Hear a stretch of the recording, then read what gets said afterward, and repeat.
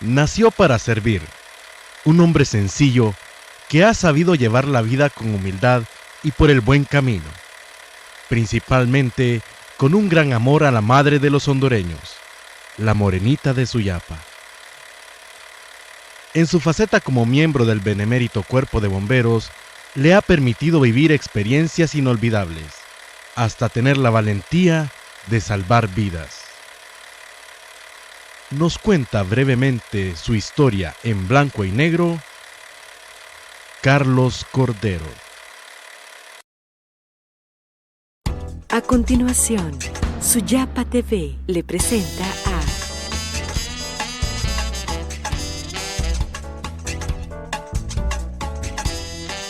Carlos Ramos en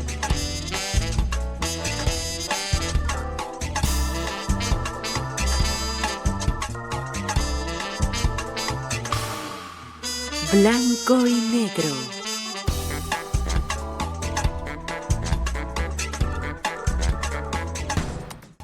Muy buenas, gracias por acompañarnos en un programa más de En Blanco y Negro. Este día, como todos los martes, con un invitado especial. Ciertamente usted lo ha de conocer mucho, ya que estuvo al frente del Benemérito Cuerpo de Bomberos durante 6 años. Y ahora, pues, le han asignado una nueva labor siempre altruista en Copeco. Nos referimos al comandante Carlos Cordero, a quien le damos la bienvenida en Blanco y Negro. Comandante, bienvenido. Mucho gusto, Tome asiento. muchas gracias. Mucha actividad en estos días. Pues hemos tenido bastante trabajo, gracias a Dios. Ha sido muy productivo porque se han tenido avances en la protección de la población, en el cuidado de los recursos también. No obstante que hemos tenido muchos incidentes, emergencias que han estado azotando por distintos orígenes, pero por la voluntad de Dios pues vamos dándole una mejor respuesta a la ciudadanía, el apoyo que ha dado el gobierno a través del presidente Lobo, el trabajo del comisionado de Copeco que ha estado dedicado pues en cuerpo y alma a mejorar la estructura de Copeco, y al mismo tiempo por otra parte lo que es la operatividad del Sistema Nacional de Gestión de Riesgos, que ha venido pues a incorporar todas las instituciones tratando de evitar al máximo que hayan actividades que no estén encaminadas pues a la coordinación y a la protección de nuestro pueblo. Claro, ya vamos a conversar más adelante en torno a la gran actividad que está realizando en Copeco. Sin embargo, en Blanco y Negro queremos conocer quién es don Carlos Cordero. ¿Cómo era usted de joven? Bueno, es una situación bastante agradable, si podemos decirla, como tiempo vivido. Nosotros somos miembros de una familia que mis ancestros han sido longevos. Tuve la fortuna de conocer casi a toda mi familia, a excepción de mi abuelo paterno, que murió antes de yo nacer. Pero por parte de mi madre, los Suárez han sido una familia longeva. Conocí a mi bisabuela, ella murió de 98 años, mi abuela de 106 años, y así toda la familia. Todavía tengo varios tíos. Y desde pequeño pues se nos inculcó en la familia, en primer lugar, la fe, el respeto y el amor a Dios. Tengo una hermana que vive en México, hoy en día un milagro viviente de la Virgencita de Suyapa, de Dios, que ha logrado superar una crisis cardíaca muy grande. Pero con la fe y la esperanza de que lo mejor es lo que le espera, ahí estamos nosotros siempre saliendo adelante. De pequeño, ¿qué le diré? Mi padre era un químico farmacéutico igual que yo, y le tocó en primer lugar representar laboratorios. De joven trabajó con laboratorios que nos llevaron a vivir fuera de Honduras. Durante mis primeros años estuvimos viviendo en El Salvador. Posteriormente la compañía lo iba a trasladar Kingston o a Inglaterra. Y entonces entraron un poco en controversias con mi madre porque se iban a separar de todo el núcleo familiar y al final pudo más ella. Como siempre, las mujeres son las que llevan el destino de los hombres. Y entonces venimos de regreso a Honduras, acá tratamos de establecernos y así empezamos nuestra vida. Compraron una farmacia en Comayagüela y ahí nos fuimos desarrollando. De eso nos llevó el interés pues de seguir los pasos de mi padre, aun cuando tuvimos una formación con la Juventud Antoniana allá en la Iglesia Concepción, con el padre Nicolás y también un excomandante de bomberos, que la escuela de bomberos lleva su nombre, don Oscar Rodríguez Gómez. Él fue el que empezó a inculcarnos todo lo de la fe y de ahí seguimos estudiando. Empezamos los estudios en un kinder pequeño que había ahí por enfrente de la Yaza en la Segunda Avenida y sacamos primero y segundo grado. Posteriormente mi hermana entró ya a estudiar al colegio y entonces ella entró al Tegucigalpa. Así que como mis padres querían que anduviéramos juntos, allá había primaria, me llevaron allá, pero era mixto y la verdad pues en aquel entonces no era muy saludable estar así en estudios de esa naturaleza, así que de ahí el siguiente año, en premio de que había salido bien, me pasaron al Instituto San Miguel. No me fue bien por el hecho de que de donde venía había mucho conflicto, compañeros molestando, vienen del Tegucigalpa. Con dos compañeros nos fuimos a estudiar allá. Al final de cuentas, la vida lo hace a uno de cierta forma que a mí me enseñaron que siempre tenía que saber defenderme.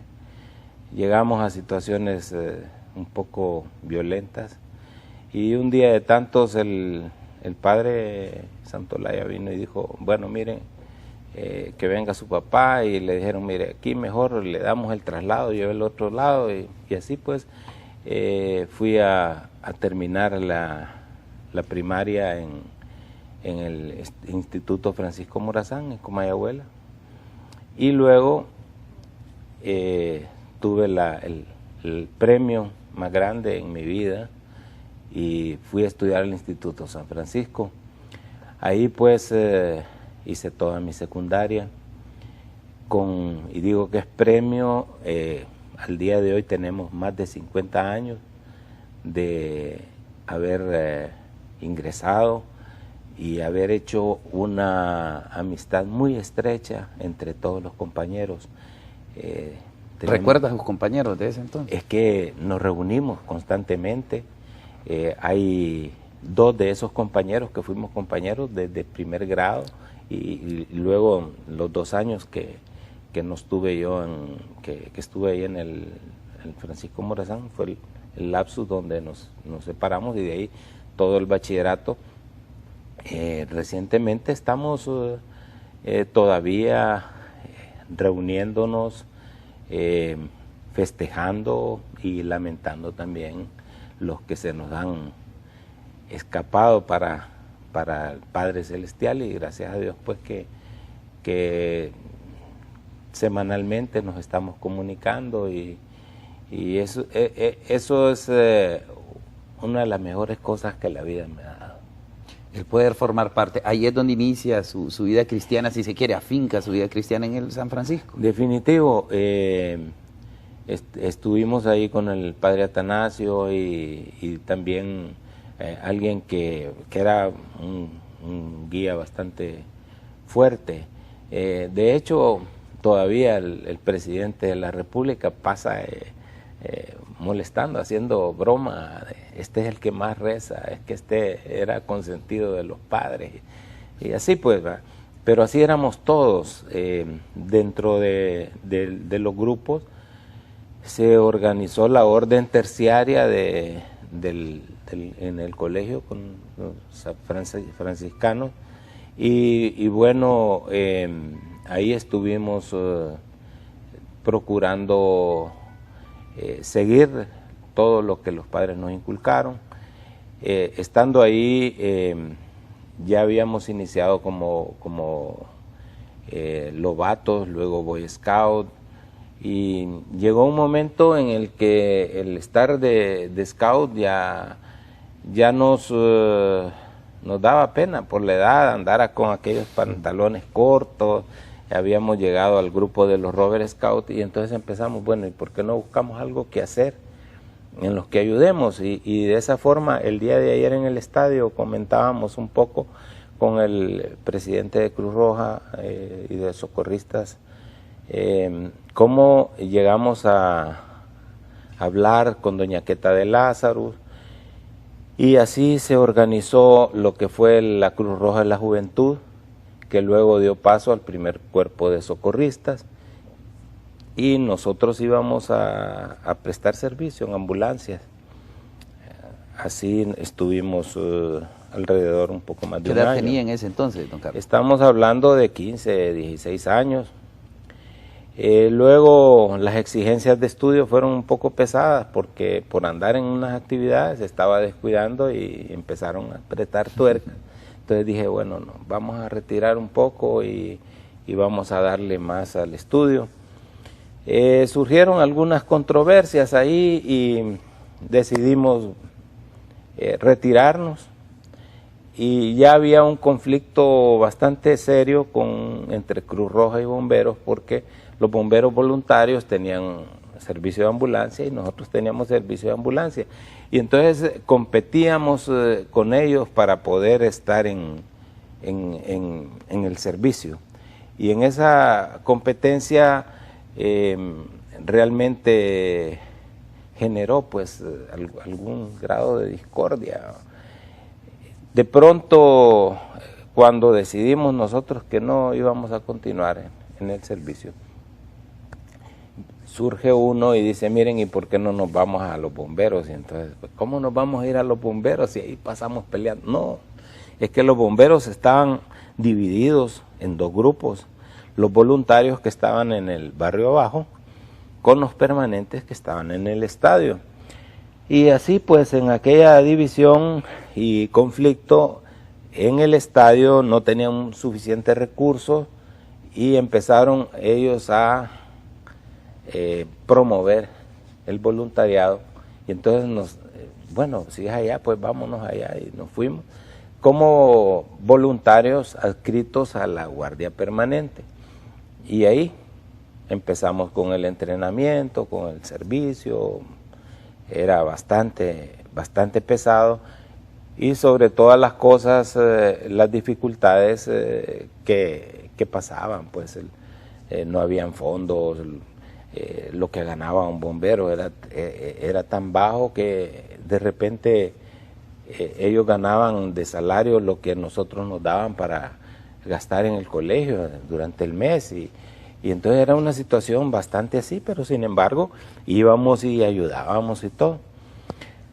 A medida que la situación se fue poniendo un poco más difícil con los estudios, pues entonces de repente nos retiramos del servicio, y ya en la universidad pues empezamos a dedicarle más tiempo al estudio, y también a la otra situación que se nos fue dando en la universidad, un poco de participación en la política universitaria. Era una temporada donde había mucho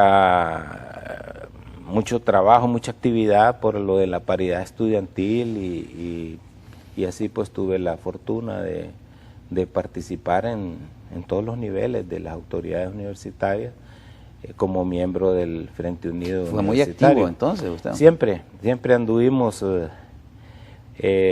a la vez decimos que tenemos esa cosa de poder estar haciendo 2 y 3 cosas a la vez. Entonces así estuvimos en todo, en la facultad, en la junta directiva, en el Consejo Superior Universitario, en el claustro y en la FEU. Ahí anduvimos trabajando bastante, buscando cómo fortalecer ese beneficio del estudiantado a través de lo que era la paridad estudiantil. Y bueno, gracias a Dios logramos culminar la carrera, estudiamos química y farmacia y ahí con unos bellos maestros y compañeros que también nos reunimos, no con la intensidad de los del colegio, pero siempre estamos pendientes unos de los otros. Y en todo eso, de repente surgieron otras cosas, me casé. Permítame, don Carlos, ese dato no me lo quiero perder, pero me lo cuenta cuando regresemos después de la pausa. No toque su televisor, esto es En Blanco y Negro, ya volvemos.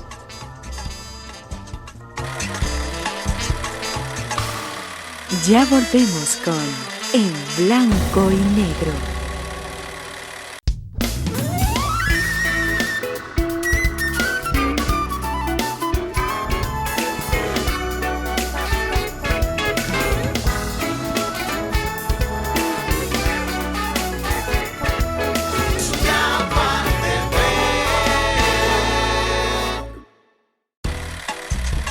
Continuamos con En Blanco y Negro.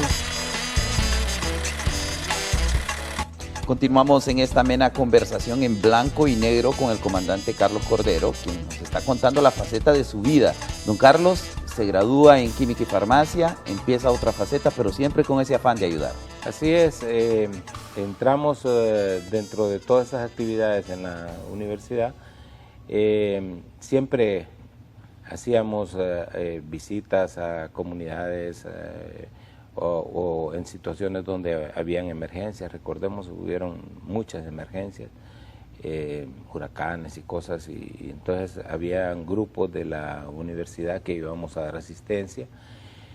Y luego pues dentro del negocio que teníamos también yo me dediqué a la visita médica y visitábamos muchos lugares donde médicos amigos iban a atender comunidades, les dábamos materiales, andábamos con ellos por todos lados y eso pues me llevó a otro estadio.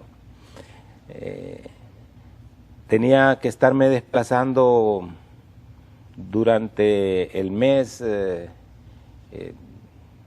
prácticamente pasaba 14, 15 días fuera, y era todo movilizándose por las carreteras. Entonces de tanto andar en carretera a mí siempre me gustó un poco la velocidad y entonces empecé a incursionar en las carreras de carros y por supuesto que me dio mucha ventaja porque no todos tenían la oportunidad de estar manejando tan seguido en aquellas calles, porque no eran carreteras que teníamos. Recuerdo que iba mensualmente a Juticalpa, digamos ir de Tegucigalpa a Juticalpa para cualquier persona eran 5, 6, hasta 7 horas de viaje y yo llegué a hacerlas en 3 horas el viaje y así. Me tocaba ir a Danlí, me tocaba ir a Choluteca, a San Pedro Sula y luego que ya se pudo pasar por tierra hasta Ceiba. Entonces andaba mucho y eso pues de pronto que con otros amigos empezamos a tratar de participar en las carreras. En el año 69 que fuimos al Salvador, hubo una carrera allá y ahí anduvimos haciendo unos pininos y allá me iban a preparar el vehículo que tenía yo, era un Daihatsu de esos pequeños. Y gracias a Dios que no lo dejé para que lo prepararan porque en ese interín fue justamente el conflicto que llevó a la guerra con El Salvador, lo hubiera perdido probablemente. Entonces ahí seguí con las carreras, ya casado, tuve la gloria que el Señor de primera entrada me regaló una pareja preciosa de gemelos, y un varón, una niña, y entonces empezamos ahí siempre con ellos. Luego seguí en las carreras y de pronto... Don Carlos, pero espéreme, ¿usted conoce a su esposa en ese momento cuando anda en las carreras Antes, o de universidad? Coméntenos un poco de eso. Cuando estábamos estudiando, dentro de las actividades que teníamos, una de ellas, junto con mi hermana y aproximadamente con 10 hijos de químicos farmacéuticos más, organizamos la Asociación de Hijos de Químicos Farmacéuticos. Y entonces una de las metas fue justo el hogar químico. Se había construido con el apoyo tremendo que dio don Miguel Andoni, don Mario Serna, Camilo Girón, varios farmacéuticos trabajaron, Jorge Cepeda, trabajaron en lo que fue la construcción del hogar químico. Recuerdo que uno de los alcaldes que ayudó para esa construcción fue justamente nuestro querido amigo don Cheche, ¿verdad? Como alcalde nos ayudó bastante. Y entonces estuvimos ahí, organizábamos fiestas y todo, porque nosotros nos habíamos puesto la meta de construir una piscina para que fuera completo. El único club grande que había era el Country Club con piscinas y todo, y luego vino el hogar químico, donde con el esfuerzo de los hijos hicimos esa piscina. Y así pues, así en todo ese ambiente le conocí a ella y ahí estuvimos un tiempo de novios. Posteriormente pues decidimos casarnos, todavía estaba estudiando. Y justo mis gemelos vinieron 8 meses antes de que yo lograra graduarme. Y bueno, fue una bendición que tocaba trabajar, estudiar, ayudar con crear 2 niños a la vez. No es nada sencillo, pero es bello, ¿verdad? Porque eso lo lleva a uno a ir cuidando y la responsabilidad.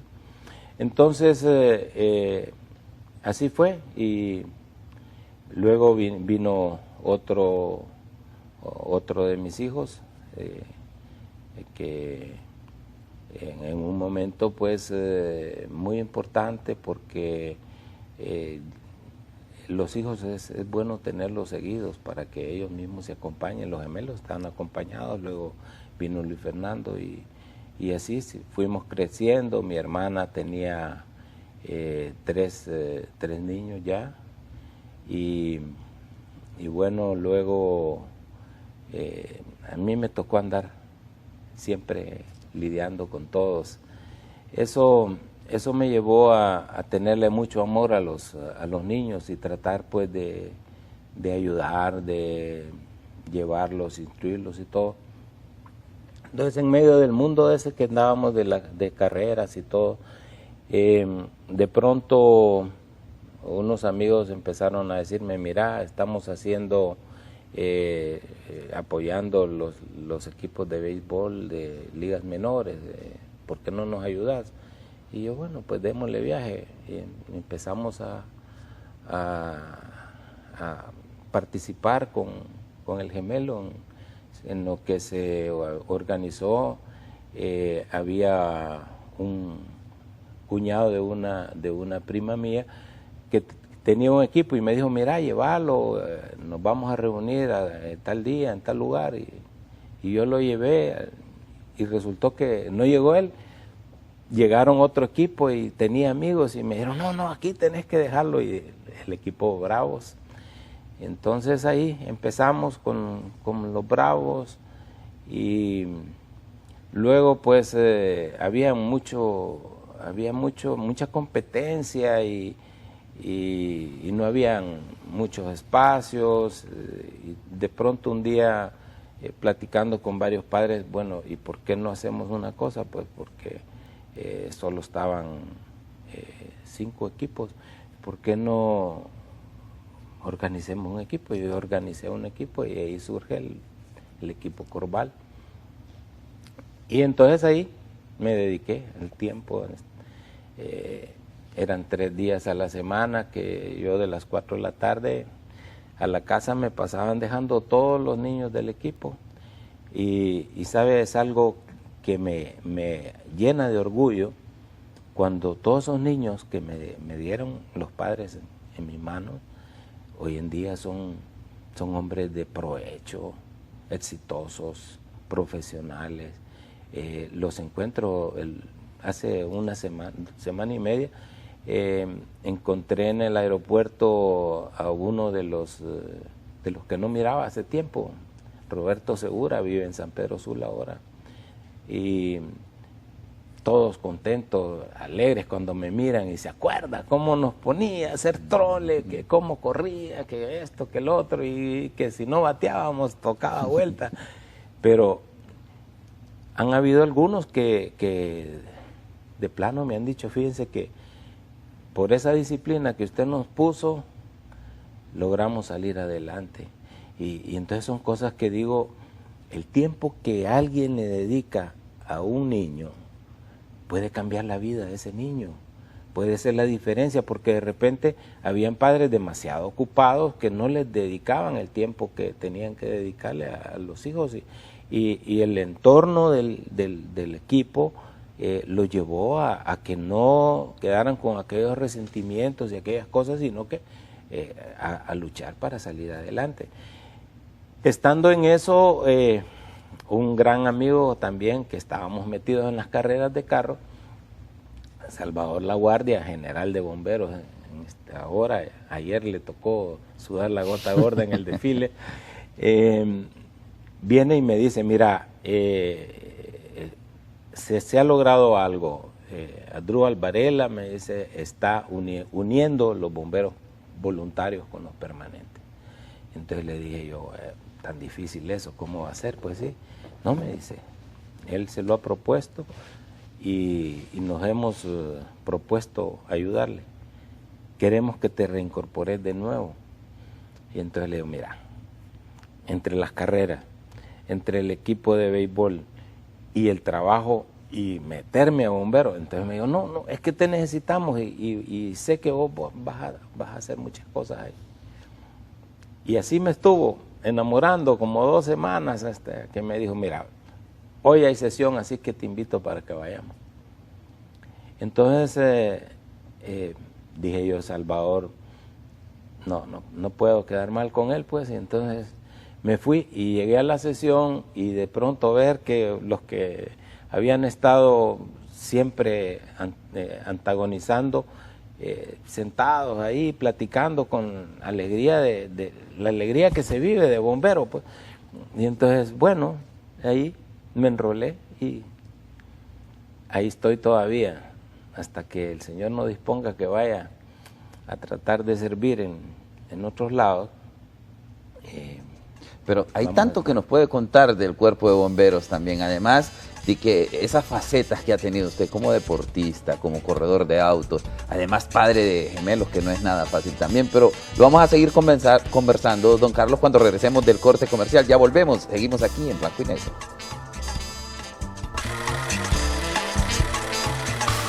Ya volvemos con En Blanco y Negro.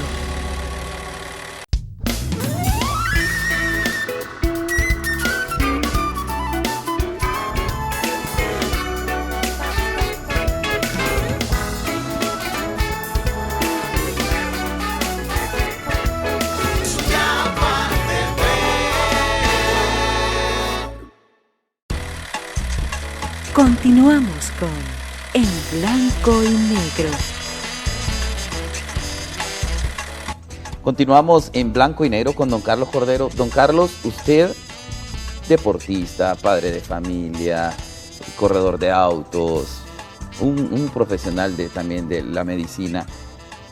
¿Qué momentos complicados tuvo en ese tiempo? Bueno, mucho conflicto, especialmente con mis padres, pues, porque ellos decían, no, lo más barato que me decían es que vos sos un loco, ¿cómo vas a estar en esas carreras que te podés matar, que esto, que el otro, y que los niños, y que todo? Y entonces, y luego, ¿qué andas haciendo en esos incendios y todo? O sea, siempre, pero el punto fue que por un lado estaba el látigo, pero por el otro lado estaba la caricia y algo que siempre tuvieron ellos, me acompañaban. Y habían carreras y yo salía a correr a Centroamérica y todo, y que para Costa Rica ya decía mi papá, bueno, ¿cuándo nos vamos? ¿A qué hora nos vamos? ¿Y en qué nos vamos? Y ya mi mamá, cuando menos acordaba, estaba montada en el carro, pues, ¿para dónde le hacíamos? Y así por todos lados ellos siempre andaban. El conflicto mayor fue cuando el gemelo se le ocurre inscribirse como mascota de los bomberos y empezar a hacer los cursos en los bomberos. Eso sí no te lo vamos a perdonar, me decía. ¿Cómo estás haciendo que este niño esté en estas cosas? Porque aquel andaba con una vida también ya un poco agitada, que estaba con Julio Alfaro en el judo, que estaba en el béisbol y ahora también a meterse en bomberos. Fue una situación que luego yo la fui comprendiendo mucho, y era más el sentido de estar acompañándome, de andar conmigo donde yo andaba. Y así, sucedió con Belinda también, la gemela, que estuvo participando igual en judo y ella andaba por todos lados con nosotros. Luego Luis Fernando empezó a jugar béisbol a los 3 años y medio. Tenía 5 años y jugando tiró un juego perfecto que salió la foto ahí en primera plana en Deportes, en un medio de escrito. Y así pues era una situación donde de pronto la responsabilidad como bombero me iba agarrando más tiempo. En un momento dado me pusieron de jefe de una compañía de bomberos voluntarios y al año siguiente el comandante Varela, quien aprecio mucho, un hombre de éxito en el cuerpo de bomberos. De hecho, cuando yo regresé ya como comandante, lo primero que traté fue acercarlo para que me apoyara con todo su conocimiento y todo. Y aparte de eso, para darle el mérito que él se merece, pues, porque la verdad, en primer lugar, trabajó mucho en el desarrollo de los bomberos, logró unificar los bomberos. Si vemos nosotros en Centroamérica, por ejemplo, en Guatemala, ahora en este momento hay tres cuerpos de bomberos y 2 antagónicos que en un momento dado hasta se peleaban en las calles por los incendios y por las emergencias. Y similar fue aquí. Sin embargo, él logró con mucha sabiduría, con mucho tino, con el comandante Taufik Simón, unificar los bomberos. Entonces, de pronto vino y me pone al mando de las compañías de bomberos voluntarios y eso generó un cierto conflicto al interior de los bomberos voluntarios, porque ellos me miraban como que yo estaba nuevo, apenas era subteniente, y ahí teníamos tenientes, capitanes y mayores, pues, y cómo iba a llegar yo a estar dirigiendo con un grado inferior a los de grado superior. Pero se lograron superar todas las etapas. Empezamos ya como comandante de las compañías de bomberos voluntarios, organizamos 2 compañías más. Luego el escuadrón de rescate, nos fuimos a especializar a México, recibiendo los cursos de rescate de montaña, de alta montaña. Luego sacamos el curso de rescate aerotransportado, llegando a maestro de rescate aerotransportado. Ayer platicaba en el estadio con mi asistente cuando estaban los de fuerzas especiales haciendo los descensos de los helicópteros, y esto lo hacíamos nosotros, le digo, en los 80. Teníamos, la Fuerza Aérea nos había asignado 2 helicópteros para rescate, con los que hicimos muchas actividades. Y desde ahí pues seguimos con el rescate acuático, organizamos los grupos de buzos, preparamos buzos, bomberos, porque solo había un esfuerzo grande, que por cierto fue de las cosas duras que me tocó cuando andaba de mero recluta, de bombero. Teníamos al capitán Haddock, un ex Boinas Verdes, que era bombero y que vino y empezó a capacitarnos. Y dentro de esa capacitación dice, bueno, aquí necesitamos hacer buzos, así que vamos a empezar el curso de buceo, y era en la Laguna del Pescado.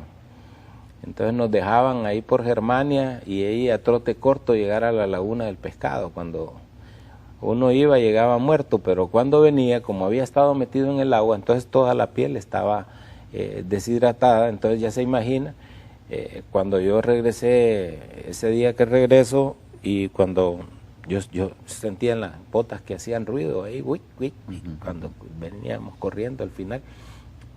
Pero yo regreso a la casa con las calcetas rojas, pura sangre del esfuerzo. Y entonces, pero como decía uno algo, si andábamos el grupo grande, y de esos, pues el coronel Danilo Flores, que también es uno de los servidores acá en Suyapa, fue de los que logró culminar ese curso con éxito. Es de los pocos buzos que han trabajado con escafandras acá, y andaban juntos con el capitán Haddock.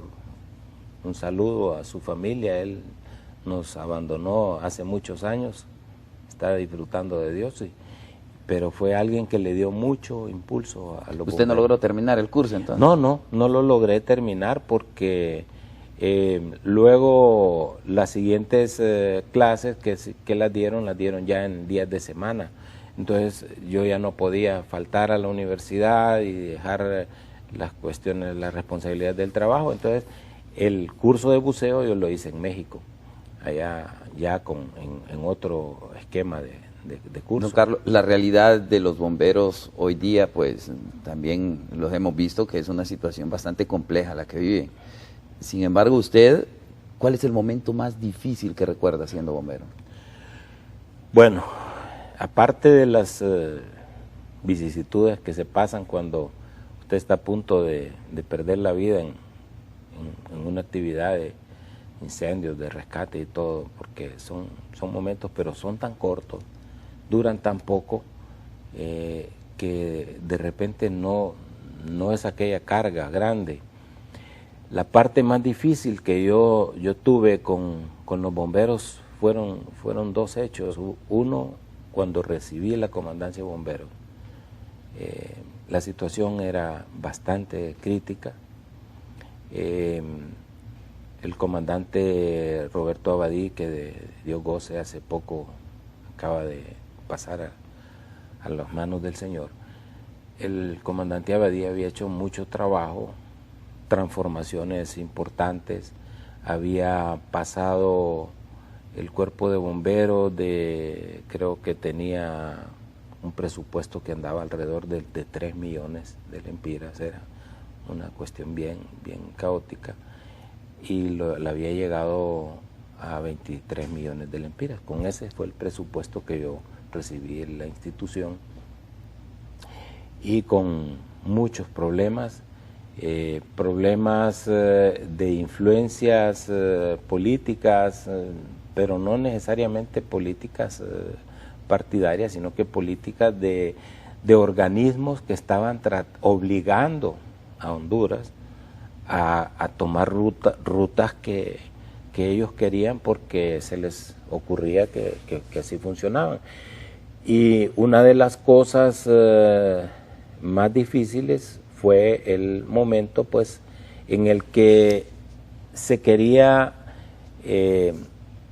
romper el esquema del cuerpo de bomberos y transformarlo en lo que eran los bomberos municipales, que cada municipalidad tuviera a su cargo los bomberos, y de esa forma iban a poder trabajar.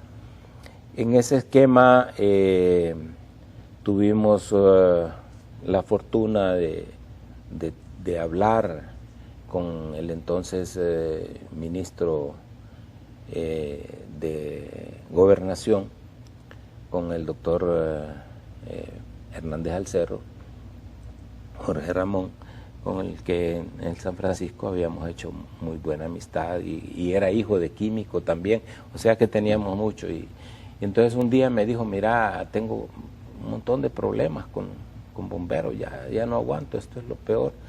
Y entonces vine y le dije, bueno, yo puedo ayudar, si querés yo puedo hacerme cargo. ¿Y eso se puede arreglar? Pues no, que sí se puede arreglar. Entonces viene y me dice, quiero que me hagas un diagnóstico de los bomberos. Y entonces hicimos el diagnóstico y haciendo ese diagnóstico, todo lo que se esperaba y lo que se quería era pasar los bomberos a las municipalidades. Entonces era un conflicto porque algo que yo había peleado siempre era el respeto a la ley de bomberos. Y de hecho era acabar con la ley de bomberos. Y en esa transición de eso viene y me dice, bueno, yo quiero que mañana te hagas cargo del cuerpo de bomberos. No, le dije, no puedo hacerme cargo mañana, porque la ley dice que el comandante va a estar tanto tiempo a cargo de la comandancia, en el servicio. Entonces yo podría hacerme cargo de los bomberos aquí, pero es que ya no se soporta, ya no se puede, porque la presión era de que se municipalizaran inmediato. Entonces cuando llegamos a un momento, el esposo de una prima estaba como viceministro y entonces me dice, mira, necesitamos que arreglemos esta situación porque esto va a haber que transferirlos a las municipalidades. Y le dije, mira, yo quiero hablar con ustedes lo siguiente, quiero que me den 90 días y en 90 días yo voy a tratar de que el cuerpo de bomberos trabaje como debe trabajar. Si yo no lo logro, entonces entramos en el plan de lo que es la municipalización. Don Carlos, sabe, para que concluyamos, después me termina de contar esto cuando vengamos del corte comercial. Vamos a nuestro último corte aquí en Blanco y Negro, ya volvemos.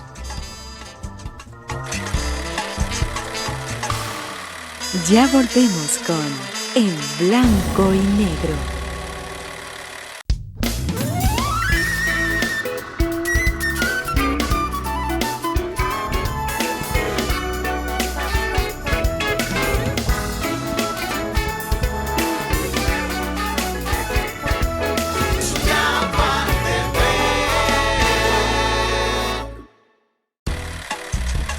Continuamos con En Blanco y Negro.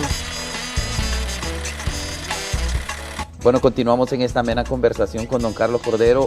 Ese reto, 90 días para evitar la municipalización del cuerpo de bomberos. ¿Qué sigue? Lo más duro de todo es que yo no les podía contar esta historia a mis compañeros oficiales de bomberos porque era un reto demasiado grande. Sin embargo, empezamos a trabajar, tuve el apoyo de algunos oficiales y empezó a cambiar la historia. Yo sabía que con mi fuerza no podía lograrlo y la primera cosa que hicimos fue una misa para poner el cuerpo de bomberos en manos de Dios. Y eran plegarias todos los días. Organizamos grupos de oración al interior y así las cosas empezaron a darse por sí solas. Cuando llegamos a los 90 días, la presión más grande que había era la presión de que se entregaran los bomberos de Tegucigalpa. Y hubo algunas situaciones que se dieron con la alcaldía. Desgraciadamente hubo que enfrentar y confrontar todo. Y logramos pues frenar esa presión a raíz de que las transferencias que tenían que haber hecho no se habían hecho. Entonces les decía yo, ¿cómo vamos a creer nosotros que van a atender mejor a los bomberos si las obligaciones no las han cumplido? Y así se fue en aquella cosa de que más un mes, más otro mes, más otro mes. Y gracias a Dios, el Cuerpo de Bomberos es hoy lo que es. Se logró demostrar de que trabajando con dedicación, trabajando con honradez y sobre todo con amor a Dios y al pueblo a quien se le da el servicio, se empezaron a abrir puertas por todos lados. Empezamos a tener equipamiento que estábamos sin equipo, sin recursos.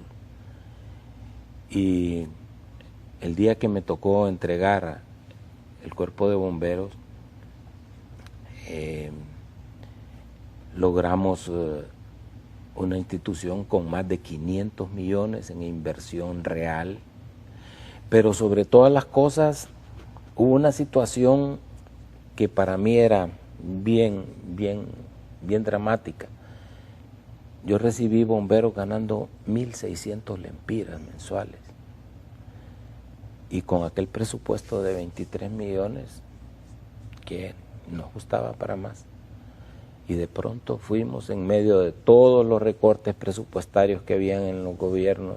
Me tocó trabajar no solo en el gobierno del presidente Maduro, me tocó, luego me reeligieron en el gobierno del presidente Zelaya, y luego finalicé con mi compañero y amigo, el presidente Porfirio Lobo.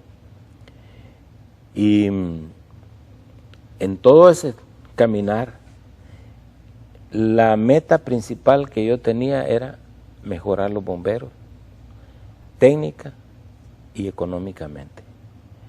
Y así fuimos logrando que no se llegara hasta el salario que nos habíamos puesto como meta. La meta nuestra era que el salario mínimo de un bombero debería ser de 8.000 lempiras en aquel entonces. Logramos llevarlos a los 5.500, a los 6.500, a los 7.000. Y un aumento que se les fue generalizando. Luego más de 500 millones de lempiras en equipamiento. Quedaron puertas abiertas. Al día de hoy el trabajo que ha realizado el comandante Silva, pues están por venir nuevas unidades con financiamiento europeo para fortalecer las capacidades. Se ocupa mucho todavía. Trabajamos en un plan de desarrollo del Cuerpo de Bomberos, porque fue lo primero que hicimos. Les dijimos, no podemos nosotros avanzar si no tenemos una visión al mediano y al largo plazo, qué queremos de esta institución y cómo lo vamos a lograr. Don Carlos, ¿y qué pasa cuando le dicen, bueno, queremos que ahora vaya como subcomisionado a Copeco? No fue así propiamente. La situación es que la ley habla de que son 2 periodos, o sea, el primero y una reelección. Ya usted los había concluido. Y yo estaba cumpliéndolos. Entonces, en ese momento se generan varias expectativas. Una, la más fácil en Honduras, cambiemos la ley. Pero lo que hablábamos al principio, ¿cuánto habíamos peleado porque la ley fuera como debía ser la ley?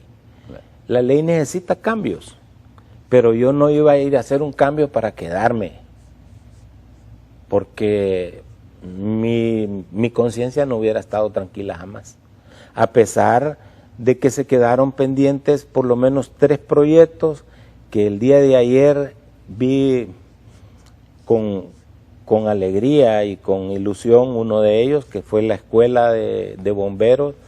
Cuando hicimos la escuela de bomberos, maestros, alumnos y algunos padres sugirieron, bueno, vamos a ponerle su nombre a la escuela de bomberos.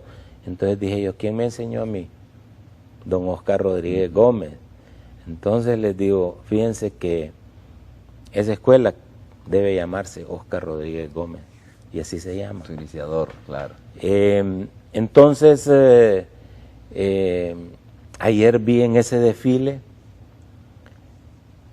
aquellos grupos de los alumnos de la Escuela Nacional de Bomberos marchando con aquella dignidad y realmente dije yo, qué bello eres, Señor, que está llevando a esta institución hacia un rumbo diferente, donde todos los bomberos sean profesionales. Y entonces estaba a fortalecer la escuela, y el otro era la creación de la academia. Habíamos logrado ya recursos para la Academia Centroamericana de Bomberos. El gobierno de Japón nos iba a apoyar. Lamentablemente entró en medio la crisis del 2009 y ahí se nos bloquearon un montón de situaciones y ahí perdimos la Academia de Bomberos, que debe ser algo sobre lo que los bomberos que vienen abajo deben luchar. Y bueno, uno de mis últimos hijos este año sale de bachiller técnico bomberil, porque viviendo en las islas, él se metió que quería ser bombero y venir a estudiar a la academia, ahí está. Y entonces empieza usted nuevamente y... Entonces estoy terminando y un día nos encontramos con Juan Orlando Hernández en Ciguatepeque, y él me dice, mire, así como me hablaba, mire, Carlito, yo necesito que usted me vaya a ayudar al Congreso.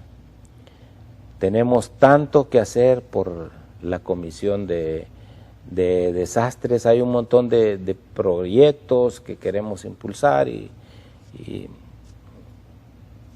usted se decide, aquí lo necesitamos. Estoy para entregar el mando y entonces nos viene la novena de la Virgen. Durante todo el tiempo, así como que no le dedicaba mucho al estudio, entonces ella era la que pagaba las consecuencias, la poníamos ahí a que estudiara por nosotros y eso sí, después de los exámenes a caminar, ojalá que esta calle de ahorita, que es bonita, a caminar por la carretera vieja, viniendo desde el San Felipe a pie para darle gracias, Virgencita, me hiciste el milagro. Entonces siempre fuimos muy devotos de la Virgen y de esa forma, ¿qué es lo que logramos? Pues tantas cosas. Y logra llegar a Copeco entonces después del ofrecimiento. Estando en la misa, cuando veníamos de la peregrinación, yo nunca contesto un teléfono en la iglesia.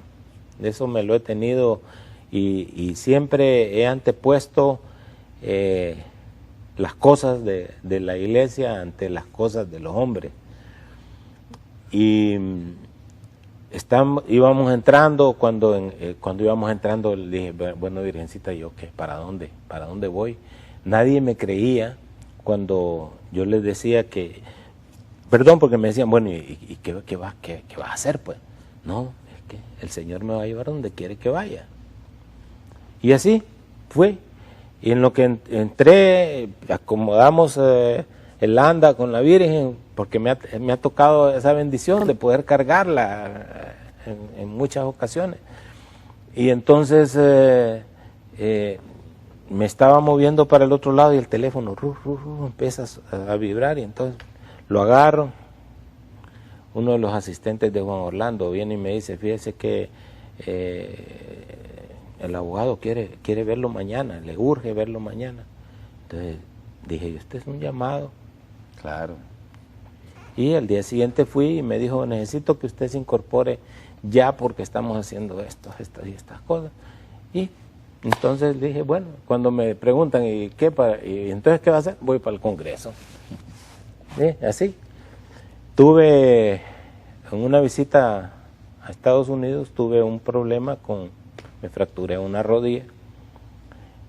Y vine y me operaban, no me operaban, fue una cosa un poco larga, no tenemos tiempo casi.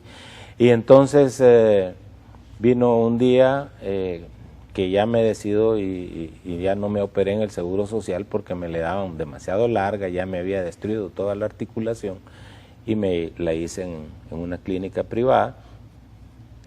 Y saliendo de la revisión del médico, me llama el comisionado, Lisandro Rosales, y me dice, mire, fíjese que necesito platicar con usted, ¿podemos desayunar mañana? Bueno, le dije yo, está bien. Entonces ya vino y me dice, fíjese que el subcomisionado se va a jubilar, un gran amigo mío de la infancia, de todo, y entonces él se jubila y yo necesito a alguien como usted que venga a ayudarme. Entonces le dije, tengo 2 compromisos.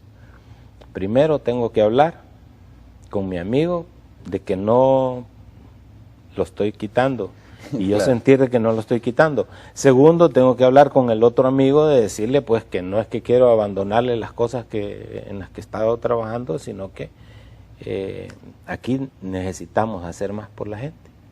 Claro. Mire, don Carlos, ya estamos bien cortos de tiempo. Solo quiero para concluir que me diga qué representa para usted la Virgen de Suyapa.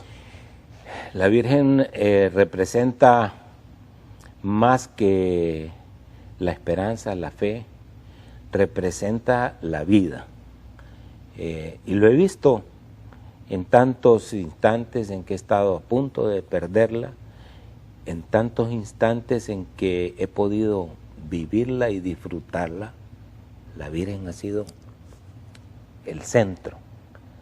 En mi familia, gracias a Dios, con mis 6 hijos, la Virgen para mí es lo mejor.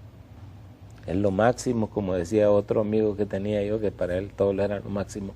Es lo máximo porque ha logrado unir la familia hondureña, aún en medio de las crisis.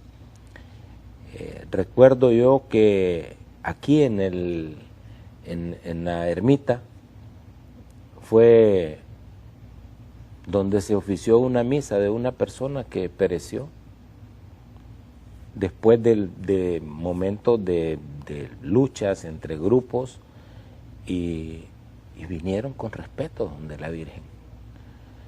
Y para Honduras, creo que si nosotros no podemos amar, si decimos que amamos a nuestra madre, si nosotros amamos a Jesús, no podemos amarlo a Él sin amar a su madre, porque ella fue la que nos lo regaló. Ella nos lo dio y dijo, bueno, aun cuando Él le dijo, aquí te dejo tus hijos, y hijos, ahí tienen a su madre, pero ella fue la que lo trajo, ella lo inició, ella le dice, este es el momento, que cambiemos el vino, es agua por vino. Claro. Son cosas que creo que todo hombre, mujer, niño, debemos ver la Virgen, no verla, sentir la presencia. He tenido en momentos críticos la sensación de que ella ha llegado a mi lecho a cuidarlo. Don Carlos. ¿Qué más le puedo decir? Muchas gracias, don Carlos. Ánimo. Por supuesto, nosotros cuente con nuestras oraciones en esta nueva faceta. Sabemos, ya hemos escuchado realmente todo lo que ha hecho don Carlos y muy conmovido en esta parte, hablando de nuestra madre, que ya también dentro de poco estará en los jardines del Vaticano. Don Carlos, muchas gracias por habernos acompañado en Blanco y Negro. Bendiciones a todos los hondureños. Muchas gracias a todos ustedes. Gracias nuevamente por habernos acompañado. Le invitamos que esté pendiente el próximo martes de En Blanco y Negro. Que estén bien.